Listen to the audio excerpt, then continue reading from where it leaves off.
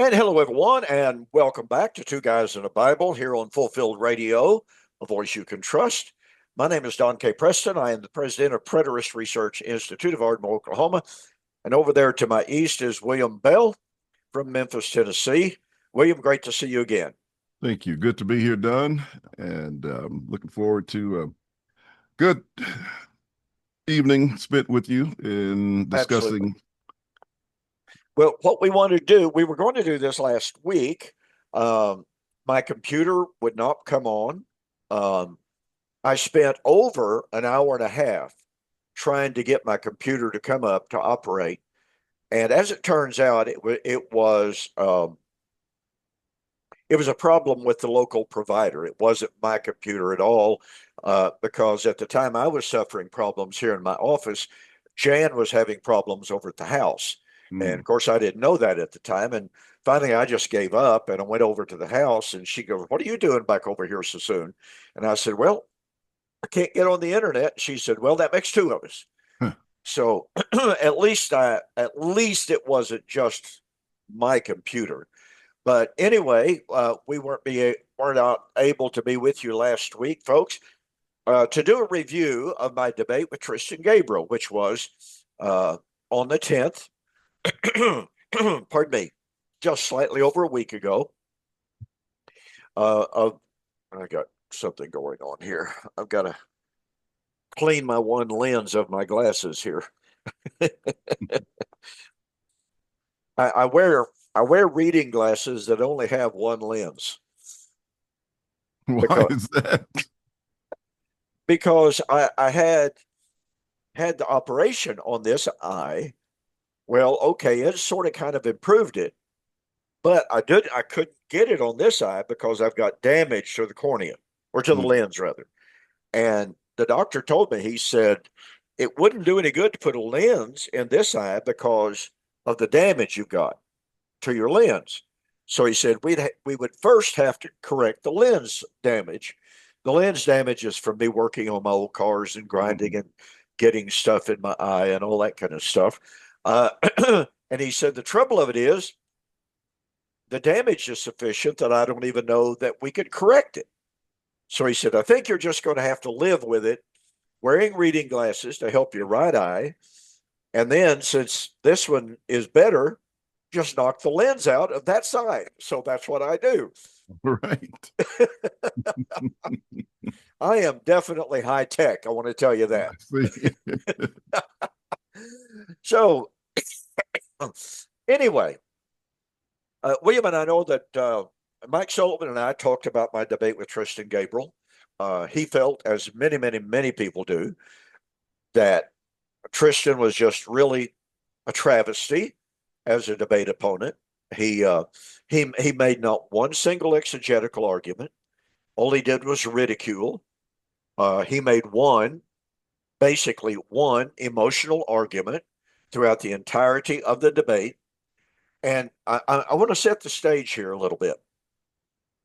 Before coming on air, the three of us, Tristan and Derek Lambert and myself, were talking. And Derek Lambert felt like the issue of the quote, dancing in the street was an illegitimate subject. It was not relevant to the topic. And so he specifically asked Tristan not to bring it up and to dwell on it because the rules that we had agreed to was neither man would make any argument, introduce any material that was not directly relevant to the proving or disproving of the proposition. And Tristan agreed. He directly said, "I will not be bringing that subject up." And then that's all he talked about for 4 hours. And that was more than revealing. And prior to the debate, and months and months and months leading up to it, I had expressed my reservations concerning him, and I had expressed my reservations to him specifically that I didn't feel like he could control himself, that he would interject, he would talk all over me, he would interrupt me. He promised me, gave me his word of honor for whatever that's worth, seemingly nothing at all now, that he would not interrupt me at any time. He would not talk over me. And so during the entirety of the cross exam, during the entirety of the Q&A, he did nothing but interrupt me. He did nothing but talk over me. And so that was more than revealing. It happened exactly as I had feared that it would. And then to compound the problem, I presented several in-depth exegetical arguments. He did not address one single one of my arguments. Now, that's my 4-minute assessment, William. I know that you have focused. I know that you have investigated a lot of his claims. And so I want you to share your findings about his claims during the debate, as well as giving, first of all, your overall assessment of the debate. Okay. First of all, I concur with those statements that you made, particularly with his behavior. I can't, attest to anything that you all might have said prior to the debate, Sure. but I do not question that at all, that conversation occurred as you stated it. But in terms of his behavior, and of course, I was just, I think I was just coming off of surgery Yeah. at the time when Yes. that debate occurred. And so I watched the Q&A part of it. Well, I caught the Q&A before I went into surgery. And I think it was right at the end. You all may have been making your summary arguments. And so I listened, and then after a while, I started listening, and I saw all of the interruptions over and over and over again. It really looked bad and distracting. Not just the fact, that he interrupted you, but he was, in addition to his verbal interruptions, and you called him out on his nonverbal communication as well, but all those antics that he was doing in the background, showing book covers and, he's got this big skull background, behind him. But all of those things that were going on that I thought were just totally annoying and aggravating, even for a viewer to see. And then part of it, I don't, I shift blame to Derek, because Derek could have turned off his mic, number one, and he could have flipped off his camera, and just as he did when you all were making a part of your presentations, he could have just showed you on there once that continued to happen. Yeah. So if he wasn't going to call it, if he wasn't going to stop it, then I think that he should have done that. So that was kind of a mark on both of their parts, for that kind of situation. And it was just totally out of character with, what the discussion should have been. So it's totally unprofessional. Yeah. Oh, absolutely. Absolutely. And then back to the particular arguments. I thought the case that you made was very powerful. Once I went back and was able to look at it from the beginning, and I looked at, the argument that you made between the constituent elements of Matthew 24 and 1 Thessalonians 4.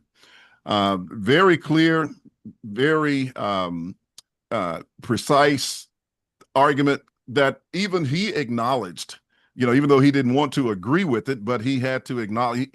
I think he gave you the point of your logic. He said, even if I don't agree with it, so to speak, but nevertheless, it was irrefutable. He could not refute that. It was very powerful to put those things together.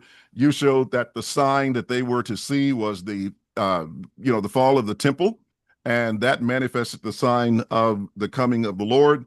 And when he did question that, in your response, where you came back and you talked about 2 Thessalonians chapter 2, and asking, what sign was involved there, and pointing out the events there, I thought was very, very powerful. And to see him just not address that and come back with a bunch of emotional arguments, I thought, really just showed that he had nothing to say about it. I think it was the fact that those arguments were so powerful that the only thing he could do was, do his dance in terms of the responses that he made.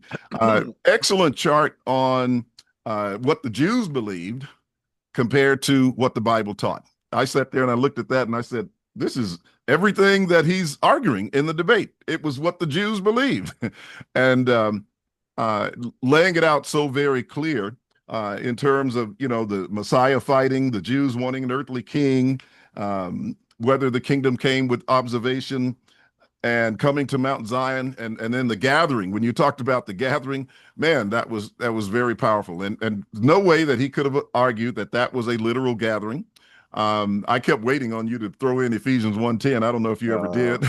Well, But at any rate, I mean, what you did was excellent and definitely made the point. And then the living stones from Second Peter. So that was excellent.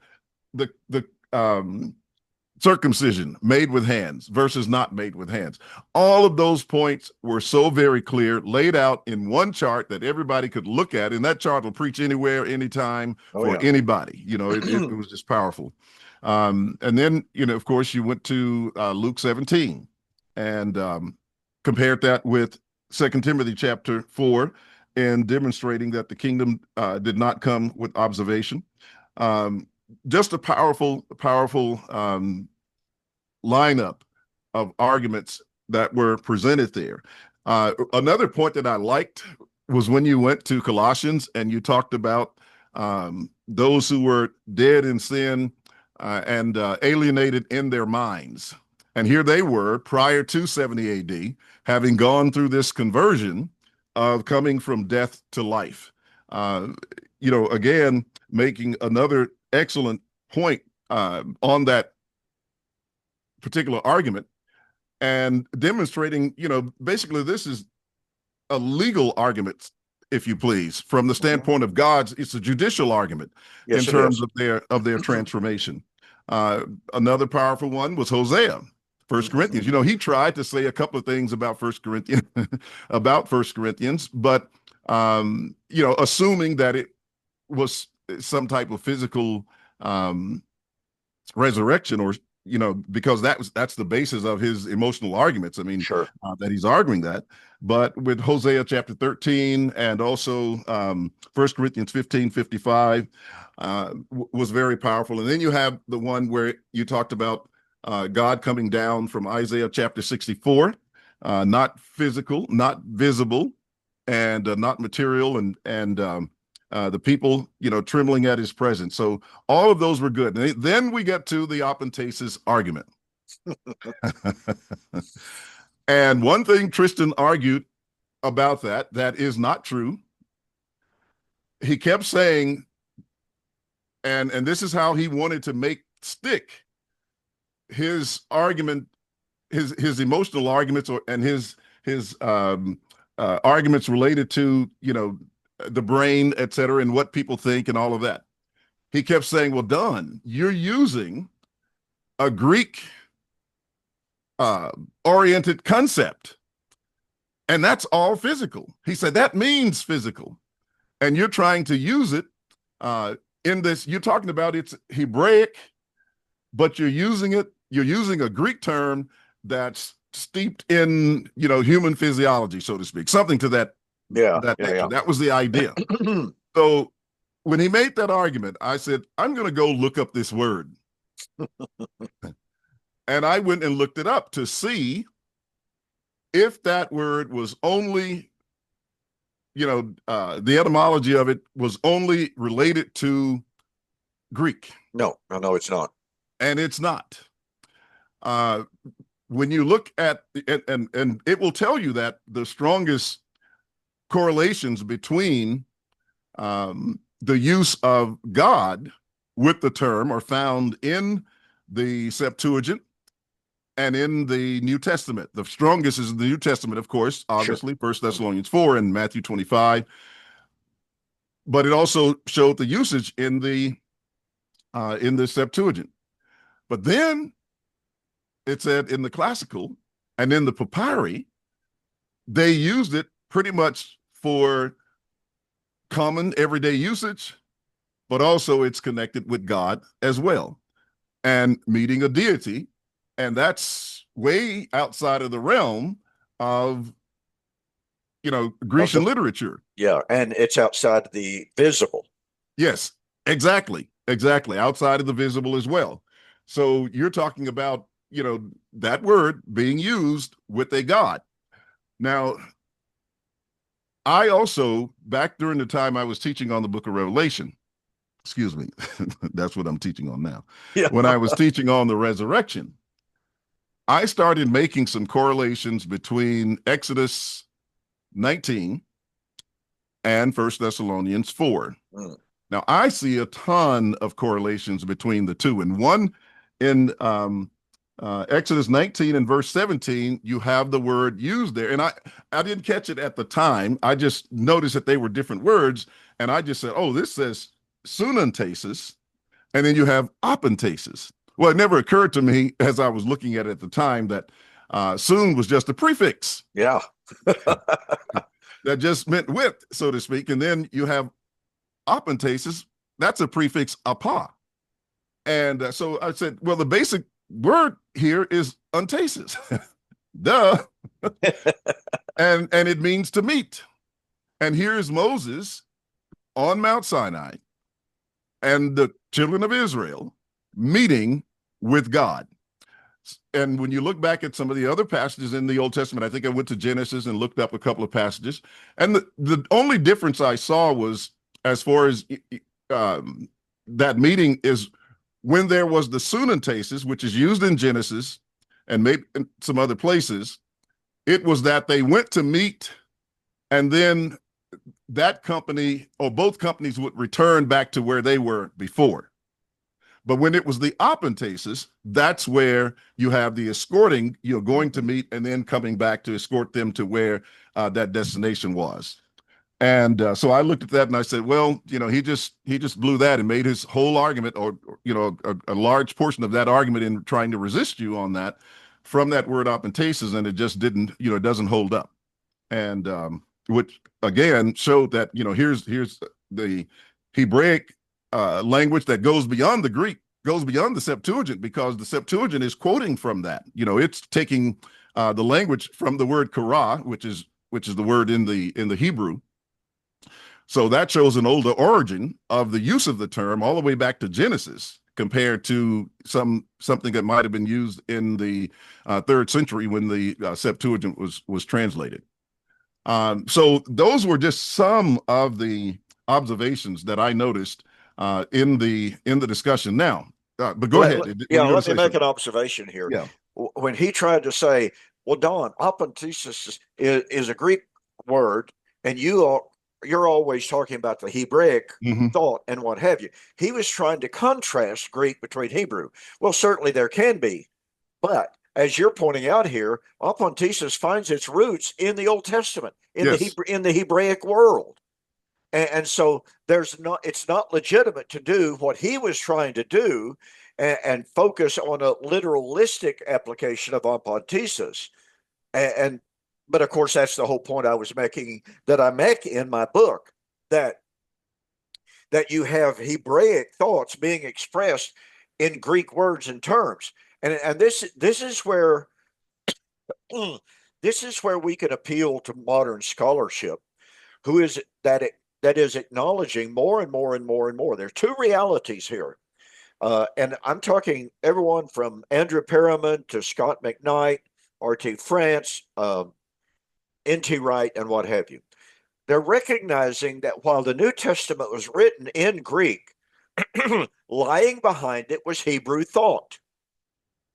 And that one of the problems, for instance, when scholars go to the patristic writers, all of whom were written in the Greek, of course, and they say, "Oh, well, look what these patristic writers were saying."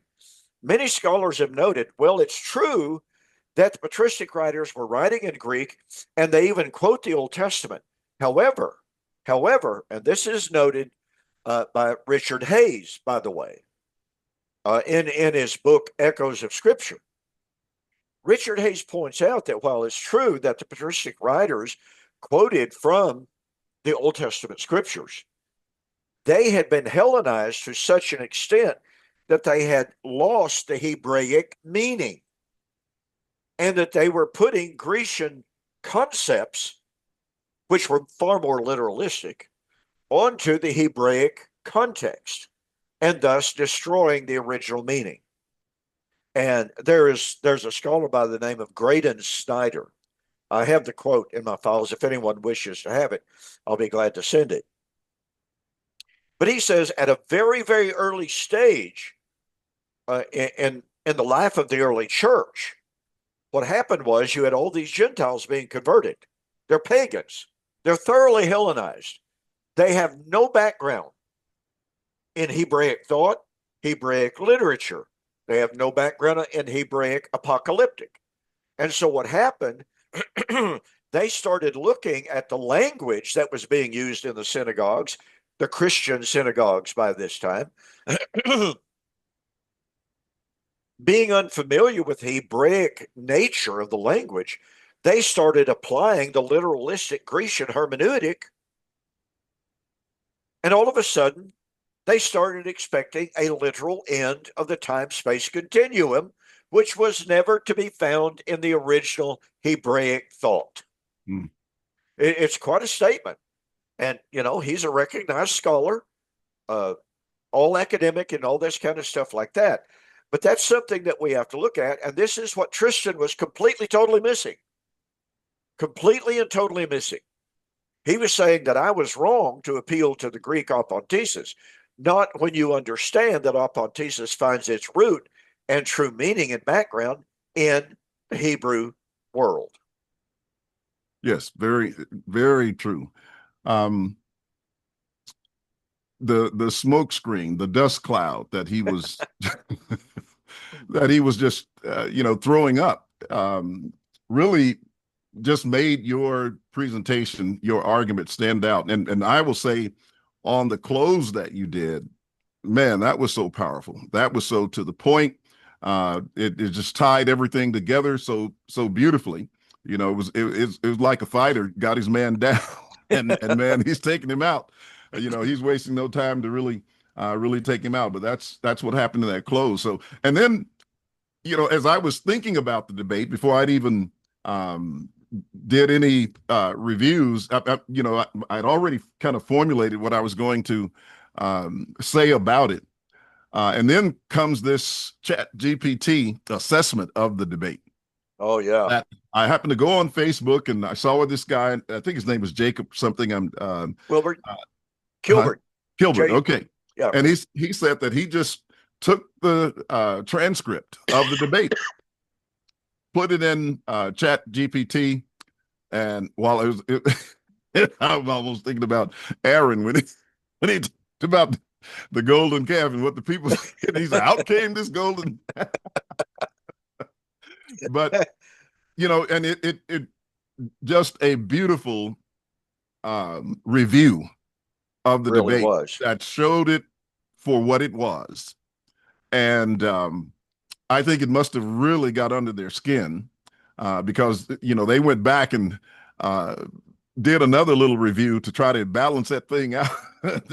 and it came back and you know, had some things to say. Well, it was about a 1% to 2%, et cetera. But that review that he did that came back, you know, really looking at it from a totally objective point of view, really laid out what happened in that debate. And yeah, let me yeah. make this observation. Uh-huh. That has now been done on 3 separate AI locations. Okay. It's been done. Jacob Kilburn, when I found out what he had done, I asked him, "Can you do the same with Grok?" And I emphasized, and he he emphasized that when he submitted it, he said he wanted an unbiased, unprejudiced, fair, and critical review of the debate. He wanted no bias in the assessment. Mm-hmm. And so when I read the very first one from ChatGPT, I was like, wow, that's incredible. So then, like I said, I asked him, well, could you do the same with Grok? He did. Got almost the same, I mean, almost a word for word assessment. Well, Mike Grace, my good friend from Florida, who used to be an elder where Sam Frost was years and years and years ago. And as he likes to say, Sam's just completely lost his mind. But anyway, that's beside the point. But he sent me out of the clear blue sky. I didn't ask him to do it. An assessment by Gemini. Well, I'd never even heard of Gemini. I didn't even know there was an artificial. I shouldn't have been surprised because there are probably 100 of those AI sites out there now. But it likewise gave the same assessment of the debate. So we have three artificial intelligence sites that all in the world was done was the entire transcript of the debate was submitted, and the request was give an impartial, unbiased, critical review of the debate, who had the strongest points, who had the weakest, et cetera, et cetera. All three of them said the same thing.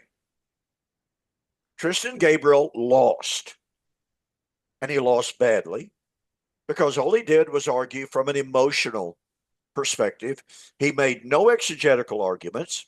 Like you said, he alluded to 1 Corinthians chapter 15 and 1 Thessalonians 4, but it was more allusion than it was anything. He didn't even go there and quote the verses. He just simply says, well, in 1 Corinthians 15, it says such and such. Well, that's not exegesis.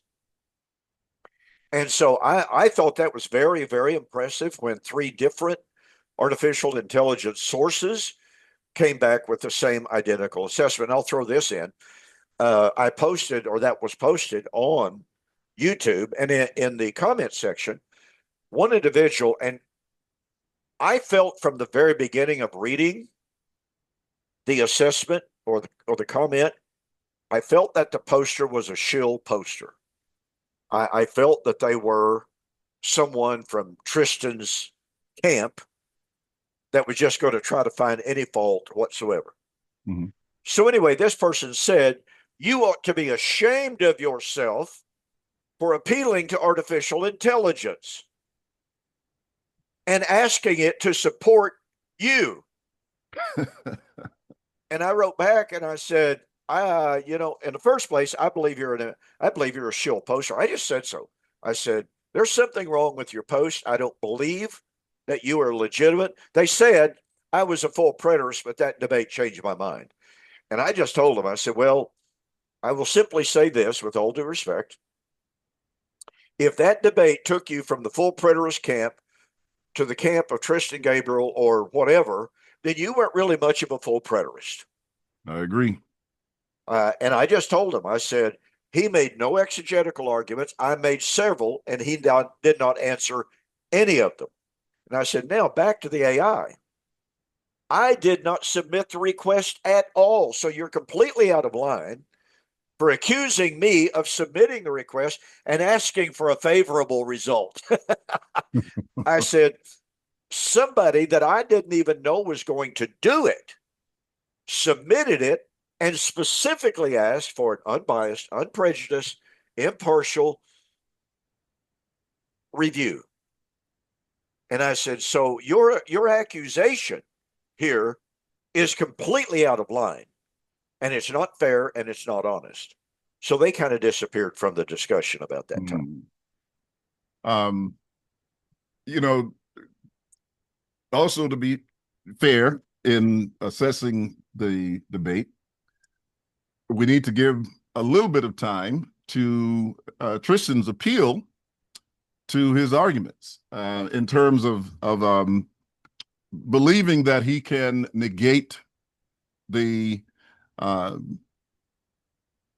logic that was presented in the discussion by appealing to neurotheology, I guess. Neurotheology, what that's all about. And that's rather interesting. Of course, he took a couple of shots at me. He talked about my track here. And, when I wrote this track, I had a lady in the Philippines who was doing my my illustrations, and I had the hardest time trying to get her to find things that were appropriate. And she just gave me some destructive scene here, but you could see, all the modern buildings here. This can't be the destruction of Jerusalem, et cetera. But that's what it's supposed to portray, from that perspective. And then, you have the people in the foreground who seem to be happy about the escape. But he misrepresented the track in terms of what the No More Tears, was all about. I've gone through that study several times. I would recommend that people get the track, take a look at it. I'm not really trying to promote it, but, get the track, read it, and see the angle from which it comes. It covered a whole history of Israel and their no more tears concepts all the way back to the Exodus. So it's an Exodus motif Yep. that's being demonstrated there, and it was covenantal when you look at it from that Absolutely. perspective. So his Absolutely. use of it was absolutely incredible. And then the other thing that he said, well, William Bell said that this was beyond his pay grade, so he can't even talk about that. And I've explained to him the context of that statement several times. He totally ignores it, just like he ignores your dancing in the street situation. That basically I'm saying to him, look, I'm a preacher, I'm a theologian from that standpoint of view, and my expertise is not in neuro theology. It's not in Neurology. brain science and all of Right. that, or neurology or whatever. I said, so if you want me to operate on your brain or something like that, then yeah, I'll maybe it needs some of that. But no, that's what I meant. Not that, Right. it just didn't apply. Now, here's what I did do, and you're familiar with this because about a year ago, I think it was around November of last year, I actually wrote Dr. Andrew Newberg, who is one of the, as a matter of fact, and I had before I wrote him, I listened to just about every publication that he had online. After Tristan started bringing this stuff up, I said, well, let me just see what's out there. And I had a couple of books. I think maybe one that I can't remember what the name of it is, but I had one that Tristan showed that has been in my library for years because, it was just something, when you study self-development, you're going to be studying about the brain anyway. And, but I had listened to how God changes the brain. And then he brought up a new one, which was the rabbi's brain that I hadn't looked at, that I didn't listen to back at the time. I don't know whether it was published or not, but I did listen to all of them on audiobook, which, I'm sitting here and you listen to 8 hours and 10 hours of stuff on double speed, et cetera. That's a lot of material to go through. But after listening, I decided to frame a few questions. So I had about 10 questions, and, I sent these questions to you back at the time. Yeah. And this was my response that I got back from Dr. Newberg. He said, William, and this is directly from the email, thank you for your interest in my work. You asked some great questions that don't have very satisfying answers yet. But I tried to give you my best guess at the moment. Now, when I looked through those questions for the answers, he's just told you, look, I really don't have some answers to these questions. But the way Tristan presents the information, it's like it's nailed down, locked down, and this is it, and there's no doubt about it whatsoever. Set in concrete. Exactly. And that's not the way Dr. Newberg presented it. Something else I noticed as well from his new book, or whenever this book came out, I hadn't even had time to look up the date on it or whatever. But on the rabbi's brain, Dr. Newberg's research is all about what happens in the, quote, Jewish brain. That's what he's studying. He's trying to study neurotheology from the perspective, and he'll tell you whether it's a reform or conservative or whatever the other one is. That's what his angle is. They're trying to find out about religion on the Jews. Interesting. Not everybody else. Now, remember, I asked him a second set of questions that to this date, I didn't get any answers to. I sent him another set after your debate. I still haven't gotten answers to, but here's what happened. On the first set, I went to his website, and I mean, like that, he answered all 10 questions or so that I sent him. Well, the second set wasn't that many, but it was a follow-up from those based on the responses I got. And maybe because they were slanted a little bit more doctrinally, and you can read between the lines of what I might have asked him. He didn't respond, or I'll give him the benefit of the doubt. Maybe there was something wrong with the functionality of his comment section on the website. Well, I sent him a few, and I know it hadn't been that much time, that have passed. So he's busy, and I know how long it takes us sometimes to get back with people. So I'm giving him the benefit of the doubt. But Sure. I've asked him a couple of more questions, about 5 or 6 from a couple of first chapters in the rabbi's brain. But let me, if we have time, Sure, go ahead. to just kind of put some of these questions out there and look at the responses that he gave, because we're trying to, or at least Tristan is trying to say, that these are like definite reactions or responses, et cetera, that a person ought to have when he undergoes a certain experience, or when a certain thing happens to him. So just initially, I asked these questions, and I hope they are not overbearing for the audience or whatever. And I told him, I said, look, I bought about 10 of your books, and am listening to how God changes the brain. And so I have a few questions that I would like some brief answers to, if you'd be willing to share your time to answer. So number one, I asked him, is the brain, the mind, and the soul one and the same? Now, watch the response. I tend to think they are different, but overlapping. Well, if you tend to think it, you're not that certain That's about it. right. That's right. He says, but this is the fundamental dualistic question about how the mind and the brain could be fully separate. There is clearly an interaction, but exactly how is still a mystery. I think any neurologist would tell you that. Of course. Anybody, and I'm almost a total novice in this field, but I've done enough study to know that scientists who study the brain, you have your materialists who say, "Oh yeah, the mind is just the brain; it's just the gray matter up here within our skulls," Mm-hmm. but that doesn't work at all.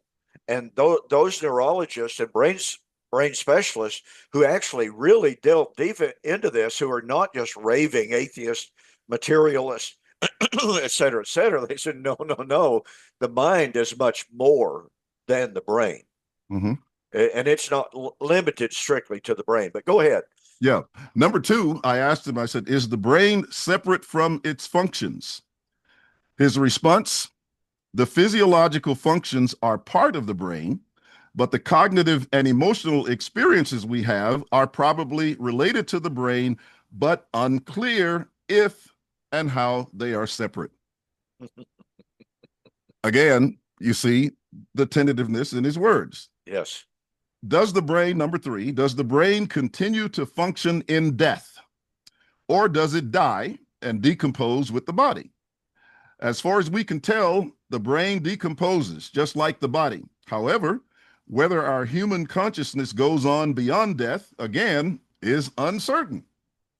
Near-death experiences offer a hint that consciousness may be able to extend beyond the brain, but that data is still far from conclusive. Well, it may not be conclusive, but I tell you, I don't know if you've read any of Gary Habermas's work. I haven't, I mean, I've listened to people who talk about these near-death experiences, and I knew a person who I actually used to preach, in the congregation, who told about some that she had. But anyway, go ahead. Well, Habermas, of course, he is the world's leading expert on the resurrection of Christ. But as an adjunct to his research into Christ's resurrection, he has spent years and years and years gathering, investigating, researching near-death experiences. Mm-hmm. And I tell you what, as someone who had an out-of-the-body experience when I was in high school, and I was close to dying. Doctors said I nearly died, but point of fact is, I've been basically ambivalent toward it. But when you read of the examples scientifically researched about these out of the body post death experiences of people, it really causes you to think and to reflect on this whole issue of the soul or the mind being separate from the brain. Mm-hmm. It's it's some real challenging stuff, I can tell you. Well, I thought about this a little bit when I had surgery. And so I wondered what I was going to think when I was under anesthesia. I don't remember a thing. Yeah, yeah. Well, that's a good thing. Well, one of these days I'll share my experience. You know, it was weird. It was strange. I won't go into it tonight, but it was graphic. It was real, and it shocked everyone when I came out from under it. When I was explaining what I saw, they were like, "You couldn't have known that." Well, I did. That type of thing. Mhm. Yeah, it was very powerful. Well, I'll say I'm not qualified to evaluate near-death experiences. They'll take that and they'll use that against me Yeah, too. yeah. That's above your pay scale, William. Yeah. I asked him, um, does God, who is said to be spirit, have a brain? And if not, how does he express the capacity and function of mind, if in fact he does? He said, I think most concepts of God would not include a physical brain like we have as human beings. But then that does raise the question about how God expresses various thoughts and emotions, such as love or compassion.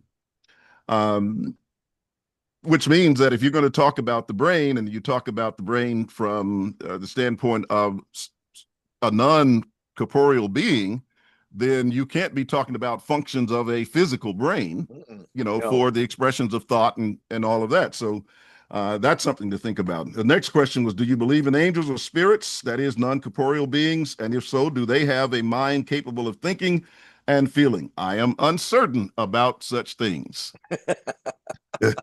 Clearly, there are people so wait a minute now. Here's a neurosurgeon. He's Yeah, telling you some of these things are above his pay grade, that's at least exactly at what this he's. point. At least at this point. Yeah. Clearly, there are people who feel they have evidence of such beings, and then there are many who respect the possibility of such beings. I hope that neurotheology is one avenue to determining what exists in the universe that we do not have ready access to.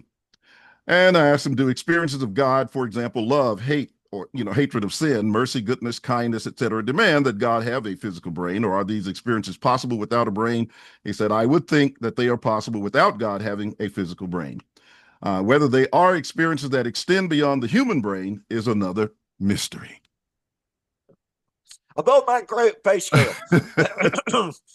Is there a spiritual, that is, non-material brain? He says, I typically argue that the parts of the brain we use for spiritual practices, experiences are the same as the parts of the brain that we use for usual activities, life activities. If you read the Bible, you're using the same areas of the brain that you use to read a novel. Whether there is something else within us that is spiritual and not physical is one of the big questions I hope neurotheology will help us resolve. I Right hope. back, right back there again. I said, you spoke of spiritual numinous experiences, which included revelatory. Is revelation, that is, words, thoughts, and knowledge, sufficient to create a change in the brain or in the mind separate from brain activity, as with a spirit or God? I asked the same question a lot. That's what he said. I asked the same question a lot. In other words, I have no earthly idea. So I'm not too bad in understanding some of the stuff that he wrote. What part of us experiences revelation? Is it the brain, the mind, the soul, or all of the above? Does fulfillment of a particular prophecy, divine or human, depend upon the subjective experience or brain activity of the one who believes or rejects the evidence of fulfillment or the ability of one to explain that subjective experience?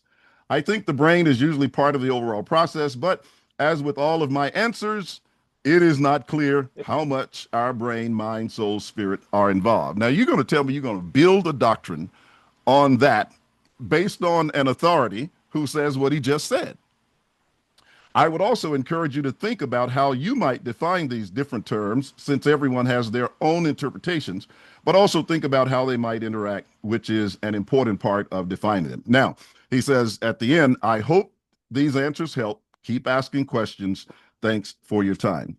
Now, the next set of questions are the ones that I've asked recently that I haven't received answers to. But I think these are also important. Let's see how we're doing on time. We still got a little bit of time. Let me see if I can find them here. Because these questions come out of his latest book, which is the Rabbi's Brain. So let me see if I can find those real quick. Well, while you're looking there, what bothered me, I think, as much as anything, and this has been from the very first time that I heard Tristan rely on these neurologists, and that is he is setting them up as the final arbiters of how we should interpret the Bible. Exactly. And I've said that to him many, many times. You're relying on uninspired men to determine the truth concerning inspired truth. And I said, that's the wrong way to go about it. And that doesn't seem to bother him because and I think one of his responses, if I remember correctly, was, well, you're just talking against science. No, I'm not talking against science. I'm not denying science. What I'm saying is you can't use science as the final arbiter of biblical truth. And as I pointed out in the debate, when Jesus said the kingdom, meaning the parousia, and meaning the resurrection, does not come with observation, then you cannot come back and argue, oh, well, yeah, it had to be bodies coming out of the grave. Because that's a flat denial of what Jesus said.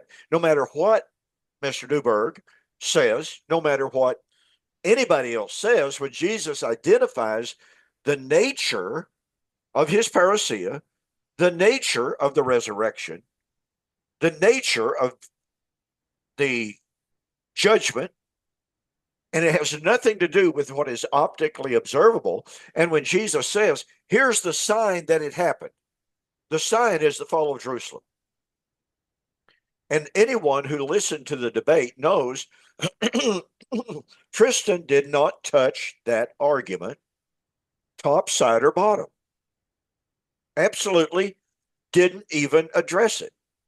And of course, that's more than revealing because that was where I started off my argumentation. Yeah.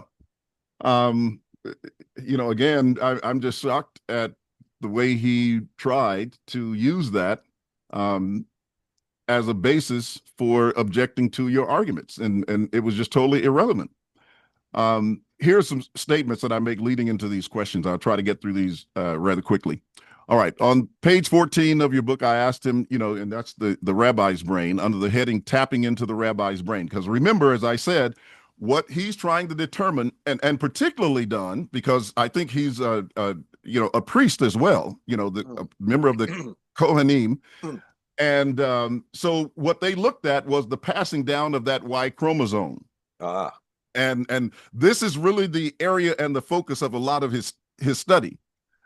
Which I thought was very limiting, in terms of trying to determine, the first question you're going to ask is what? Okay, well, if that's going on in a rabbi's brain, in a Jewish priest brain, what's going on in a Christian's brain? Yeah. Are they the same? You got to know all of that stuff. But here's the other side of that. You got the Limba tribe in Africa.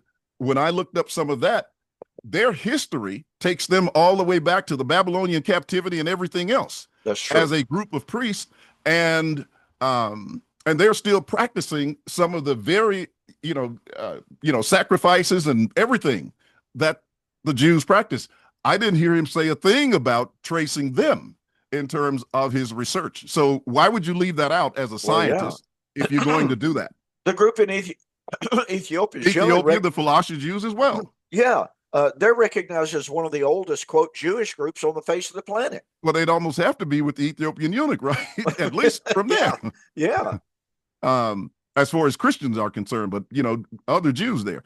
Now, so I said, you speak of topics that bear directly on how people, particularly rabbis, think. So my question is about people in general. You mentioned that one approach is to continue to do brain scan studies of all types of religious and spiritual practices.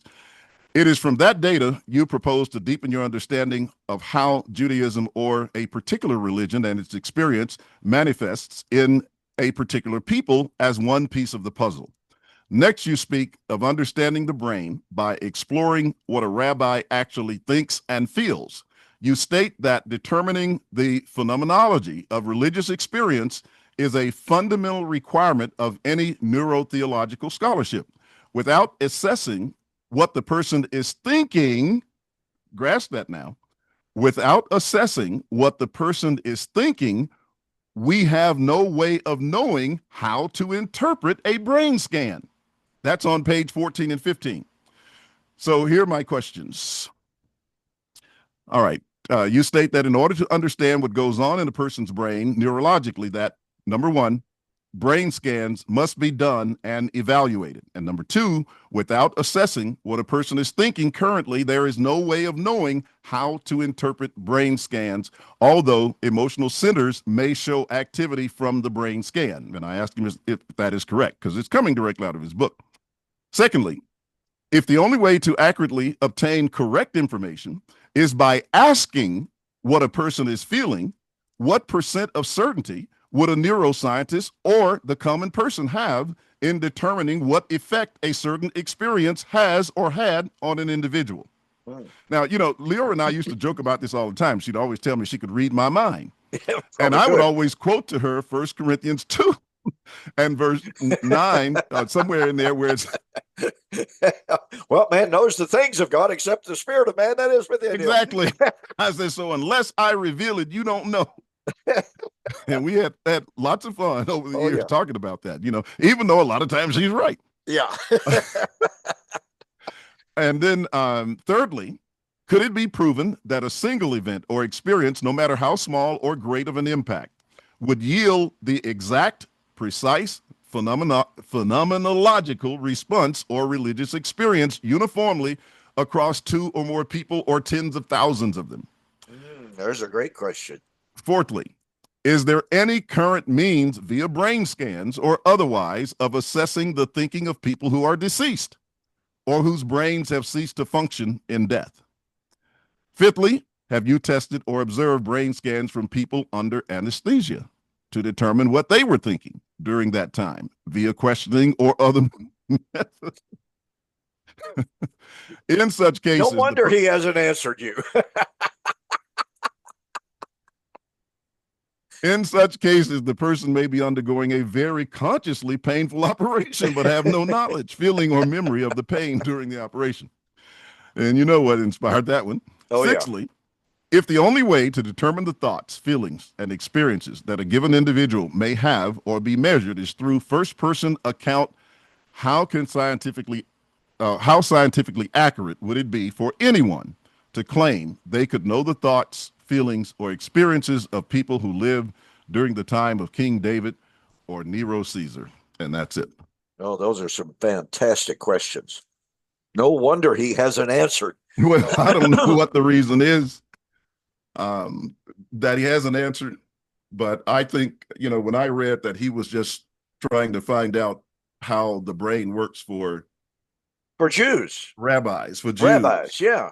I mean, and if you look at I don't know which group of Jews he's talking about either, because you got some Israelis over there, and what's going over, I imagine their brain functions a whole lot different than the other Jews around the world.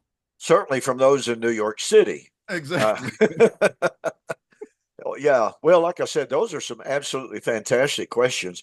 And it calls into direct question Tristan Gabriel's total reliance upon these books and upon Dr. Newberg as the world's leading expert on religious experience and the function or the necessity for neurological responses to Christian experiences. Mm-hmm.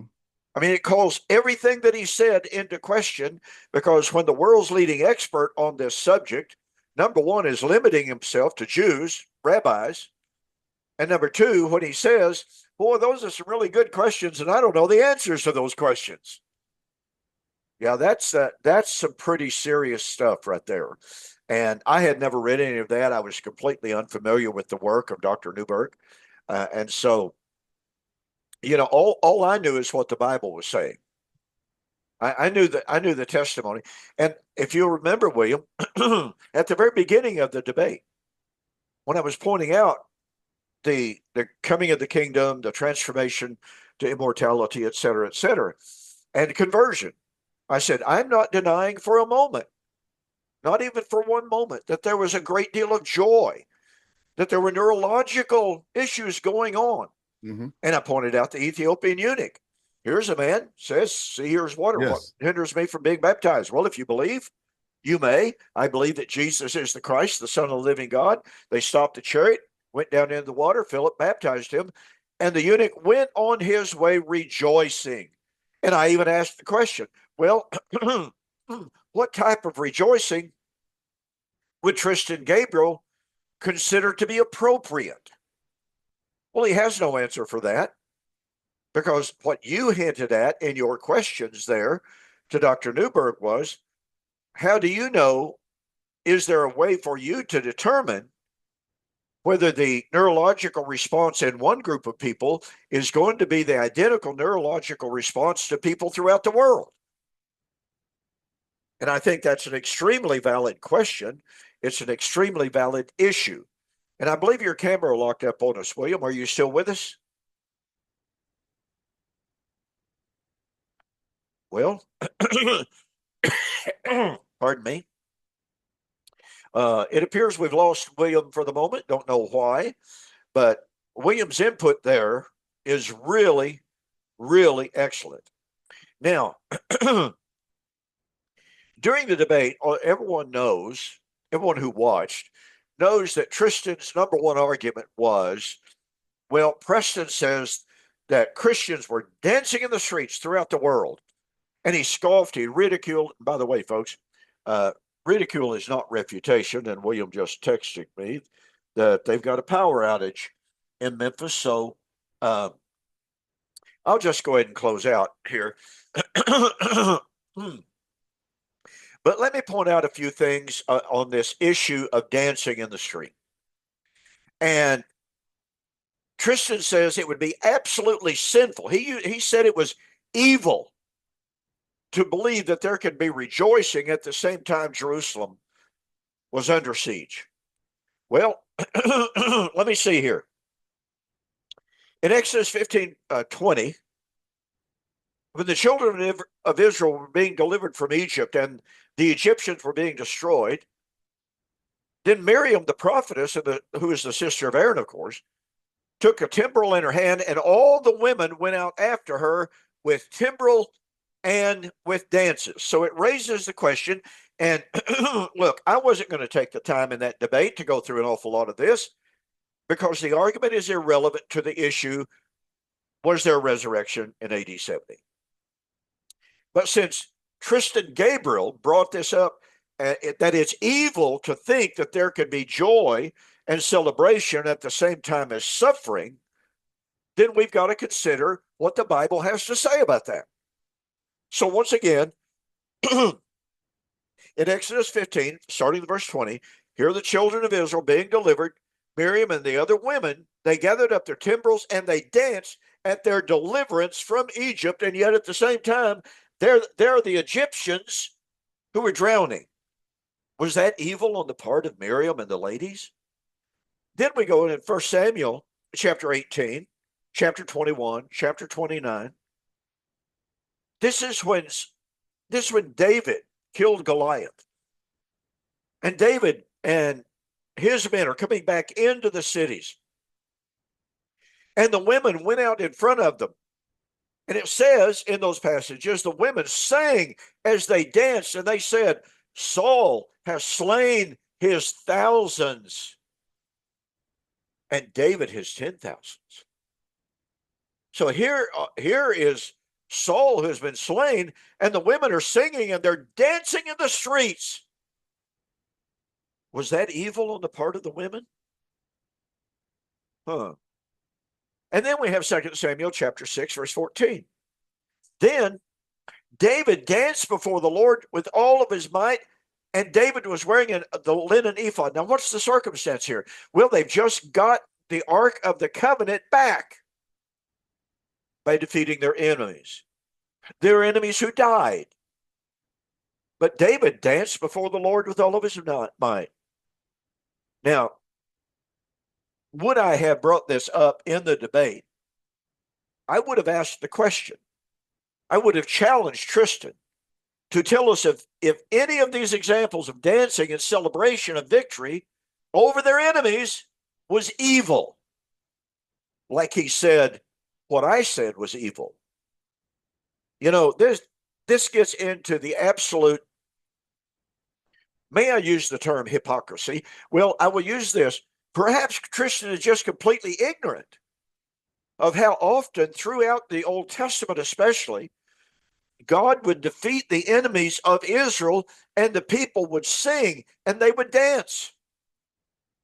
Now, if they were singing and dancing in celebration of victory and deliverance, at the same time their enemies were destroyed, then according to Tristan Gabriel, that celebration, that singing, that dancing, that playing of these instruments was evil and it was wicked at the suffering on the part of their enemies. You see how ridiculous this is, ladies and gentlemen? And look, I'm out of time. Thanks so much for joining us. We appreciate William's analysis so very, very much. Boy, he had some great questions, some great points there that needed to be brought out. So again, thank you so very much for joining us here on Two Guys and a Bible. And with that, I'm going to say good night. God bless.